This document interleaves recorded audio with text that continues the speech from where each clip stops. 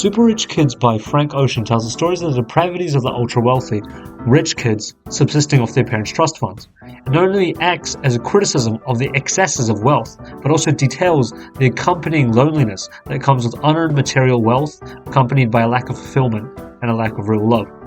While potentially obfuscated by the music, it tells a poetic tale of a tragedy of failed self-acceptance.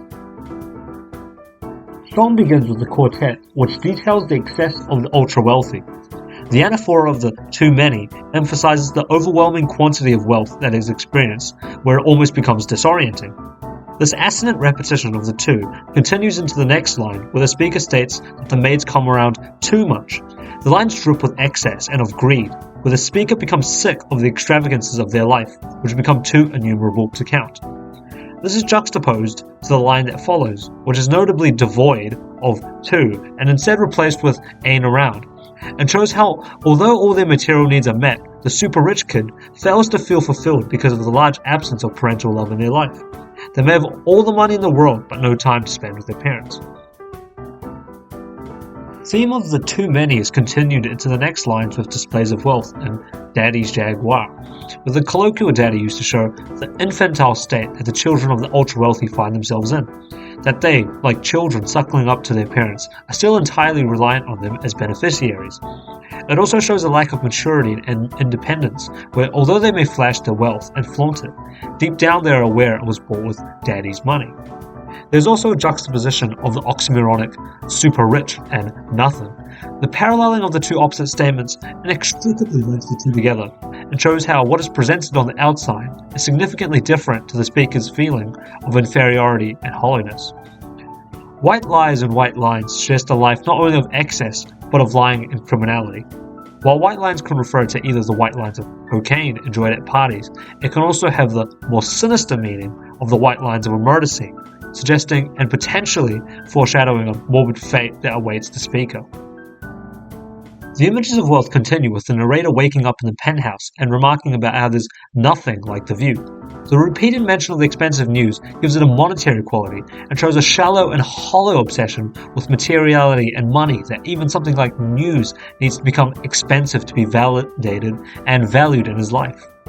Speaker continues to remark with the repetition of new that their life is inherently good by material standards. It almost acts as a conciliatory remark to reinforce to themselves that their life is good, despite it, perhaps, feeling not from the inside. The emphasis on material objects, such as car, girl, or ice, in order for there to be good times, highlights how the ultra-wealthy predicate their self-worth and their enjoyment in life from being materially stable and superior. While there are more mentions of wealth with the presentation of a maid and high-quality showerhead, there is a shift, however, here, where the speaker mentions that 100 more will never do. There is a volta here, or a change in the tone of the song. The statement reveals that despite the narrator's insistence of their good times and material comfort, that no amount is enough, and that all the money they have leaves them feeling empty. Framing device is employed here, as we return with the speaker back to the opening lines of the poem on the roof. In this way, the song comes full circle with the very object of luxury and exuberance that the speaker once showed off becoming the sinister device for its end. The speaker here makes an inference to previous attempts of self-harm by jumping off the building, but goes back on himself for being a coward for saying that he'll jump, but never do. The wings on tailored suits perhaps is reminiscent of the Icarus myth of flying too close to the sun. Speaker here feels like Icarus, that he's stuck and trapped in a situation, and that rather than perhaps living the rest of his life in a wealthy solitude, that he wants to feel real happiness in doing something greater. He wants to take his wings and to fly towards the bright sun of real happiness. The speaker's girlfriend is shown trying to save him, but to no avail.